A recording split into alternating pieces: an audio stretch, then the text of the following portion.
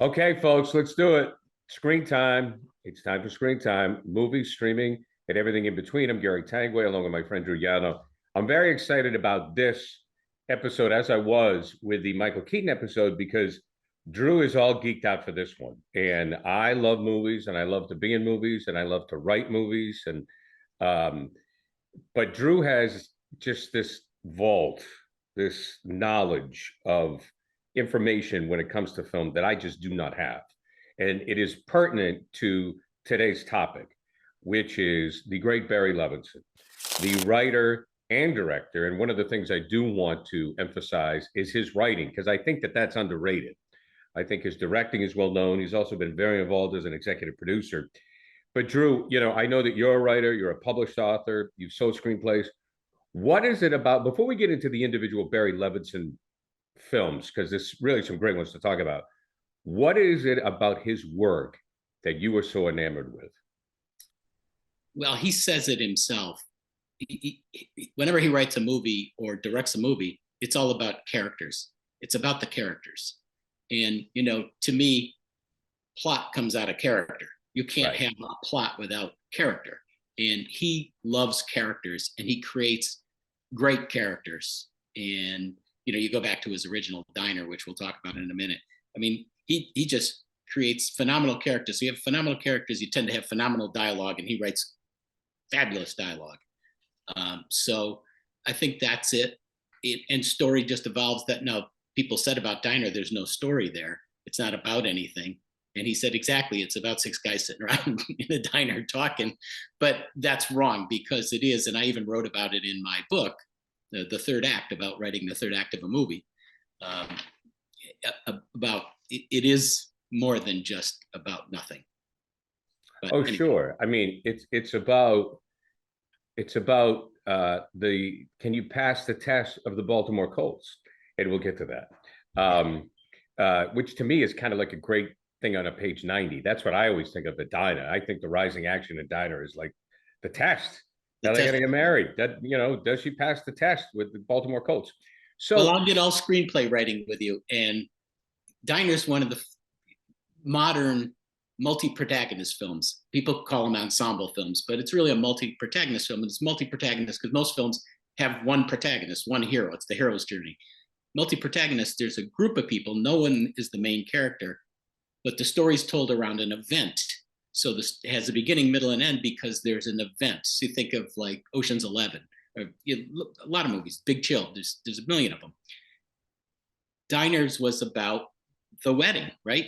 It ends at the wedding, right? right. And it's how all these guys come to realize things about themselves because of this wedding. But anyway, And well, let's talk. Well, and let's start with talking about Diner, because I think that's what Barry Levinson is known for.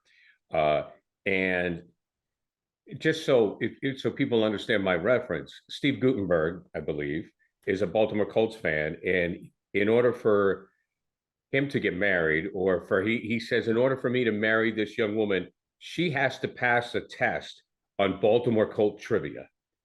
Yes. Yeah. And that's what we're dealing with. It's brilliant. And the father's in on it. And they're all sitting there at the end when the test Right. happens. And it's, Right. it's great. And she fails, by the way. Yeah. But it's a technical error. But anyway, I'm not going to ruin it for people. Right. But anyway, so in leading up to it, it's guys meeting at a diner. So give us some background on Diner, Drew, because you know an awful lot about the movie. Well, background on Barry Levinson first. He was a writer. He worked with Mel Brooks on High Anxiety and another one of his movies. And he told Brooks a story about the guys he used to hang out with in the diner. And Brooks said, you should write a movie about it. And so he eventually did. He wrote it very fast. And he based it on the guys he used to hang around with, but it's not exact. And he wrote the screenplay, gave it to the producer, guy named John, last name's Johnson. He brought it to, I think it was MGM, and they right away wanted to make it for $5 million. Not a lot of money, even then. And they set out to find the right guys. And so casting was huge. And Steve Guttenberg was there. Mickey Rourke, first big role. And, everybody thought he's going to be, Robert De Niro after this. Right. Daniel Stern. Daniel Stern. Phenomenal. Who else? Kevin Bacon. Kevin Bacon. I'll tell them about Paul Reiser's story. Kevin Bacon.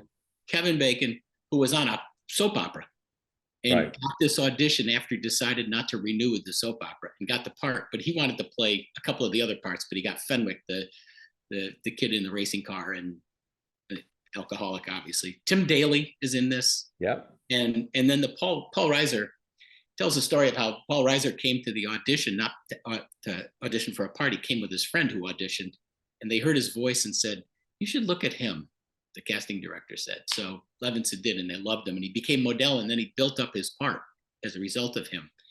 And Reiser said he didn't know anything about being an actor. He was a comic, but it was the kind of comedy, the story was like his kind of comedy. Guys sitting around talking. Right, right. And I wonder how much ad-libbing there was with Reiser. A lot, apparently. So, but he would set it up. Levinson would set it up. The amazing thing is they filmed it mostly at night. There's only a couple of scenes in the daylight. It's when Mickey Rourke goes after the girl on the horseback. And they shot all the scenes except the diner scenes till the end because they wanted the guys to get to know each other. And they shot it, and by then they knew each other. And so all of that stuff is sort of, it's snappy, but they have a rapport because they know each other, and they all became really good friends as a result of it. The weird thing is, Diner, the studio hated it. They didn't want to release it. They weren't going to release it. But the producer's mother was friends with Pauline Kael, the famous movie reviewer for the New Yorker. She saw a cut, loved it, and called the studio and said, "You better release it because I'm going to write a rave review." And she did, and I forget who else did. Rolling Stone, which was, that's when I first heard about it. And they released it in one theater in New York, where it played, I think, for a year. One theater. And it went crazy. Cult. And then it came to Boston, and I remember when it came to Boston because I kept waiting for this movie to get there. Like, when's this movie coming? I'd see the previews and stuff, and it's like, this is fantastic. It obviously became pretty iconic.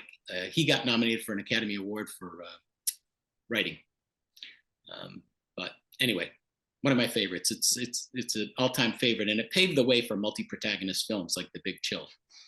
Well, you mentioned about the multi-protagonist because when we wrote on our first script together, you had to remind me because say, Gare, you got a lot of characters here, which was a script that we wrote called The Collectors, which was about the guys that collected in church in my hometown. Yeah.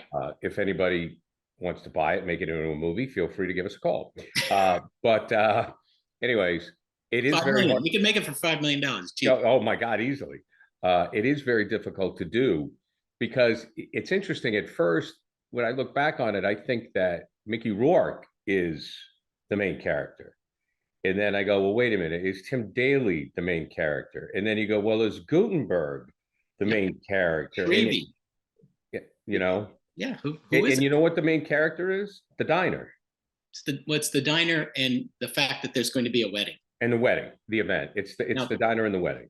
He's the second guy to get married because Shreve's already married. And if you look at all of them, they're all at some stage of women relationship. Billy, played by Tim Daly, wants to marry the woman he's impregnated. She won't marry him. Boogie is, nailing anything that moves. Fenwick is just bouncing around. Right. And, Paul Reiser's character, you never see him with a woman or hear him talk about a woman. It's pretty wild. But anyway. So where do you want to go next? Do you want to go to Liberty Heights next? Because it's the Baltimore theme? Because I think that's one of his underrated movies. It is. I'm not as big a fan of Liberty Heights as I am of the others. It's more serious because I like, Rayman, of course, is serious. But well, I think here's a good discussion point. I like Liberty Heights better than Tin Men. You like Tin Men better than Liberty Heights. Yeah, no question. No question. Yeah.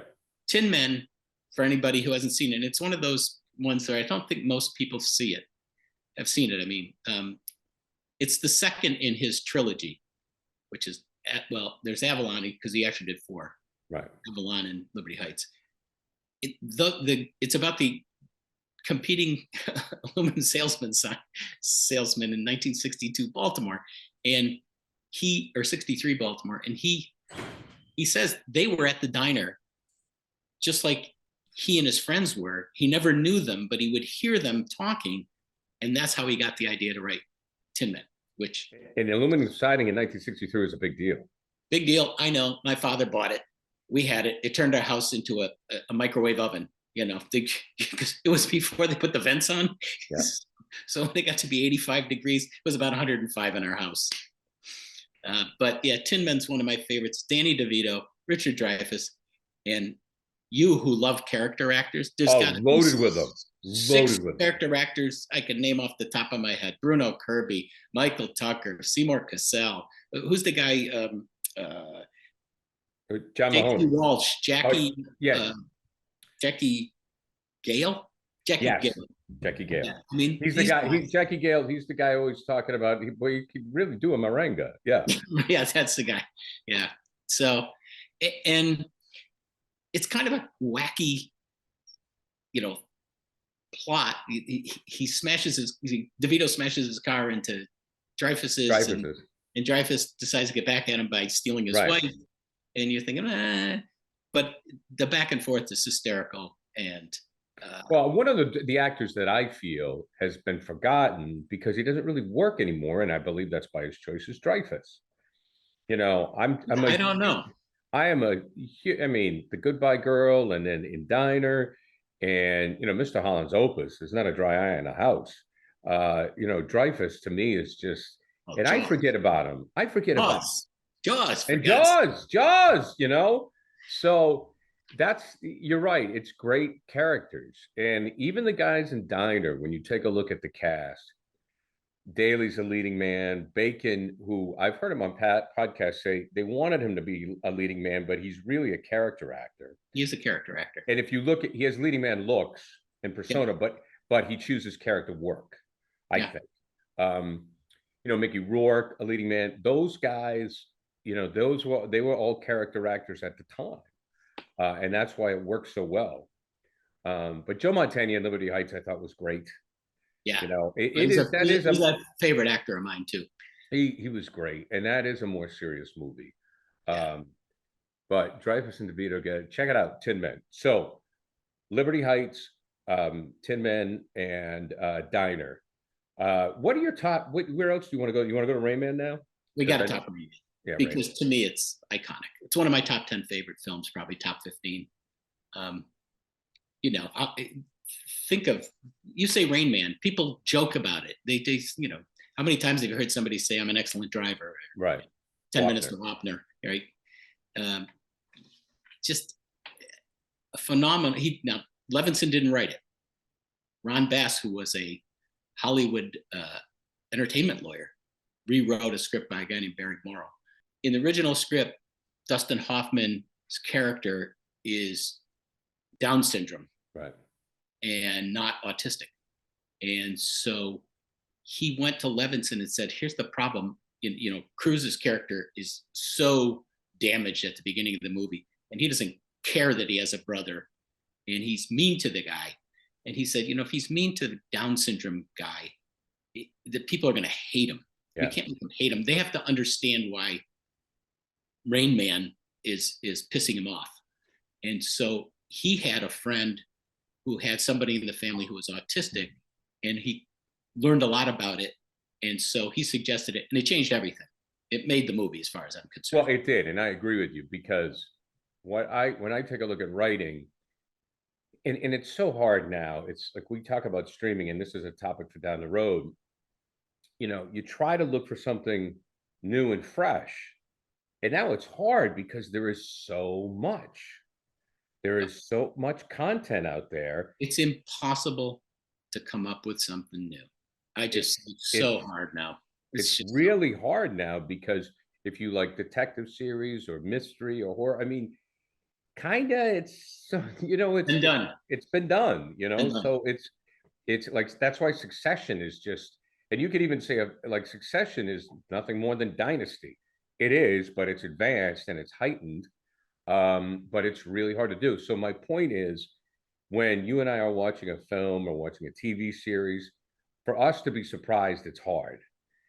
But the use of, and I'm going to just assume people have seen it, and if you haven't, you should see Rain Man. But when you learn later that Rain Man is actually Raymond, right? It kills me every time. Well, it also has one of the best third acts in cinema history because Tom Cruise's character has such a great arc. It's right up there with Ebenezer Scrooge. And at the end, he loves his brother, and it's all believable. Yeah. Because of his relationship with his father and the fact that he never knew he had the brother. And I won't ruin the movie for people who haven't seen it, because if you haven't seen it, you better watch it because it's one of the all-time greats. I always say Hoffman won the Academy Award for Best Actor. Cruise had the harder part as far as I was concerned. And it's such a great third act. You know, it's satisfying and surprising and not happy, but satisfying. Right. Realistic. It's what has to happen. And just a phenomenal story. And Levinson did a great job. And by the way, he was an actor in it because he plays the doctor near the end who gets hired to evaluate Raymond and whether or not he should go back to, you know, Walbrook or whatever the name of the place was, or stay with his brother. And he asked the famous question, so do you want to stay with your brother, Charlie, or do you want to go back to Walbrook? Yes. He says yes to both. And then we know. So anyway, but it's a terrific film. Won 4 Academy Awards. I mean, like I said, it's iconic. You can watch it now. Is it dated? Yeah. Anything without a cell phone and Facebook and a computer is dated today. Right. You know, he's making phone calls from a phone booth. It's dated. But you know what? So's Casablanca. Right? Yeah. So what? Right. Agreed. So what? So as long as you know it. But again, Levinson, you mentioned before Liberty Heights, The Natural. He directed The Natural. I know. Good Morning Vietnam. My God. Well, that's another one. Now, you when you take a look at like Good Morning Vietnam, to me, Diner was like a cult hit, a cult following that just grew in popularity over time. But when you say Rain Man and Good Morning Vietnam, those are blockbusters. And they're blockbusters who also happen to be a comedy, there's drama, but there's also dramatic story. Dramatic stories, maybe comic. But it's not Spider-Man. No. Right? So this was a time where you could develop human stories, very human stories, and they could be blockbusters. And both were. And that brings us back to the title of our podcast, which is, you know, movies, streaming, and everything in between, because streaming is doing that again. Because you can have a series like we talked about, The Old Man, you know, Dope Sick, all that stuff. And it's rich with character. And people love it because they want to binge those episodes. And the other good thing about streaming, and it's perfect because we talk about these 3 movies, which are old movies. You know, here's what streaming's done. Streaming isn't just for the new, you know, TV series that are coming out. Easily. Yeah. It could be movies. And old movies. And what do you do when you have a streaming service? You press that remote, you press the microphone and say, Diner. And it pops up and you can either watch it for free or it'll cost you $2.99 and you can watch it. You don't have to go to Blockbuster. You don't have to get in the car. You don't have to. That's the beauty of streaming now. You don't have to wait for it to come on $1 Million Movie as we used to do when we were kids. You don't have to wait for it to be on HBO. Right. You can stream it. And you know, what I love about this podcast is we can remind people of movies that they should take a look at again. I think if they've only seen Rain Man is one of them. Rain Man's one of them. Diner's one of them. And Good Morning Vietnam. I want another thing with those two, because it was interesting. You know, I saw an interview with John Cryer. He was on the Howard Stern show, and John Cryer, of course, was he was in Peggy Sue Got Married, and then he later was the brother with Charlie Sheen, 2.5 Men. And wasn't he in 16 Candles? Was he what? I think he was in 16 Candles too. 16 Candles. I'm sorry. I got it wrong. Yeah, but anyways. Not Peggy Sue Got Married. That was Nicolas Cage. 16 Candles. And he talked about how he read for Chandler on Friends. And he said, I mean, is there anybody else but Matthew Perry who could have played Chandler on Friends? And there isn't. So when I look at Rain Man and when I look at Good Morning Vietnam, I go Rain Man. Now, maybe there is someone else who could have played Hoffman's role. I don't know. He was so damn good at it. And he was hot as an actor at that time. Yeah, well, he was very hot. You'll get all the best scripts. When you're the hottest actor in Hollywood, you get all the best scripts. So he wasn't going to let this one go by him because it was too good. because, but I don't know, maybe I'm trying to think of another actor. Could have William Defoe, or could have, today could have Bryan Cranston, or could have, I don't know, even a Robert Downey Jr., I think, who has displayed terrific range in various aspects. Could they have done something like that? Maybe, but there is no one who could have played Adrian Cronauer but Robin Williams. Yeah, nobody. No one. I mean, no And again, chance. And I've got to tell you, one of the things about Levinson as a director is casting. Casting, absolutely. He just can cast. And Diner is an example to me, because these people were essentially unknown then. Right. They were Ellen Barkin. We mentioned the great Ellen Barkin, who was Trudy's wife. I mean, she put together a phenomenal cast, and he did it again in Rain Man and Tin Men. You might not like it as much as some others, but those character actors just made the movie because they were the salesmen. You believe these guys were Tin Men. So now we go from great dialogue, which is not only comedic but dramatic, from Rain Man to Diner, but then you go to real comedy, to me, which, when you go from Good Morning Vietnam, which obviously had dramatic overtones, but and how much it was, probably a lot of it was Robin Williams off the top of his head, just cut loose. I'm sure it was. He was an uncredited writer on Tootsie. And Analyze This. Yeah. Analyze This is phenomenal. Yep. I mean, Crystal and De Niro, and who knew De Niro could do comedy? We'll talk Tootsie someday, because there's another phenomenal film. I mean, it stands up today because of theme. It's a theme-based film. It's comic as hell, and you can just watch it as that. But there's theme there, and it's brilliant. And whenever you see uncredited writer, it's good and bad, because you're like, well, did he write my favorite line? Did he write that great scene? There's a scene I won't say in Tootsie that is reveals the theme. Did he write that? It wouldn't shock me if he did. Well, I wonder, because of his relationship with Hoffman, if Hoffman said, Hoffman had something to do with that. I mean, who knows? I don't know. But I think that's one of the things, is people think Barry Levinson as a director, but his writing is just tremendous. We'll get to more of that in a minute. But Analyze This and Analyze That was okay. I mean, it's a sequel, but Analyze This, just, when Billy Crystal and Robert De Niro are going into church, and, Robert's Catholic and Crystal, obviously his character's Jewish, and they go up to the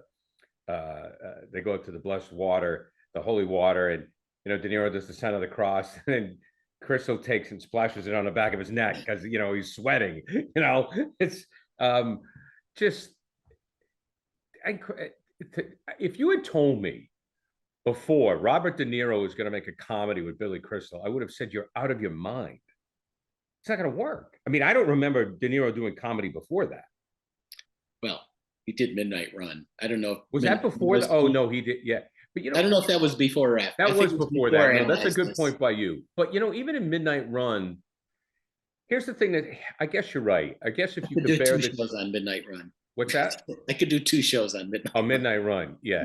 I mean, I got 2 words for you. Shut the fuck up. I mean, it's with a classic. And Grodin, maybe that's the, I'm glad you brought that up, too, because maybe that's the point, is that De Niro to Grodin, right, in Midnight Run is the same thing as De Niro to Billy Crystal in Analyze This. And it's the same thing, if you think about it, as Tom Cruise and Hoffman in Rain Man. Yeah. Or De Niro when he does. You're talking phenomenal actors playing against each other, across from each other, whatever you wanted to say. Yeah. But anyway, back to Barry Levinson. Just wanted to do this. And before we go, can we talk? And we probably talked a little too long, but I want to talk about, just real quick, executive producer of The Perfect Storm, which was shot up here in Massachusetts with Clooney and Wahlberg, produced Donnie Brasco. He's the executive producer of City on the Hill, which is set in Boston. Kevin Bacon is in it. He was an executive producer on Dope Sick, directed a couple episodes with Michael Keaton. And the other thing I wanted to mention to wrap it up is, And Justice for All is one of my favorite movies ever. And he wrote that. And when you take a look at, You're exactly. Right. I mean, my God, the courtroom scene for Injustice for All, just everything from, and again, folks, you got to watch if you haven't seen it. Jack Ward, the suicidal judge, he's Yeah. in the John, he's on the hopper, he's got the gun, and he can't reach the trigger because he's trying to blow his head off with a shotgun while sitting down on the toilet. He goes, Hoffman goes, I mean, not Hoffman, but Pacino goes out in a helicopter with Jack Ward, and he has a game where he sees how far he can go before he runs out of gas, and they crash. Um, the you're out of order. The jury's not going to get that man. The judge is not going to get that man. I'm going to get that man because he's fucking guilty. It is one of the greatest courtroom speeches ever written. And he wrote it again. So anybody who's watching this, go online, go to IMDb, type in Barry Levinson, see all the things he did, and start streaming some of these things. Because, again, movies are getting lost now because they're not making them. The Right. theater's going to be, I predicted it a while ago, it's going to be deader than a doornail. But you can see a movie on Netflix or Prime, but it's so wide open now. So you kind of lose what we had before, which was everybody went to the damn movies. So, folks, Diner, Rain Man, and Good Morning Vietnam. Start with those three. For Drew Yanno and Gary Tanguay, this has been Screen Time, movies, streaming, and everything in between.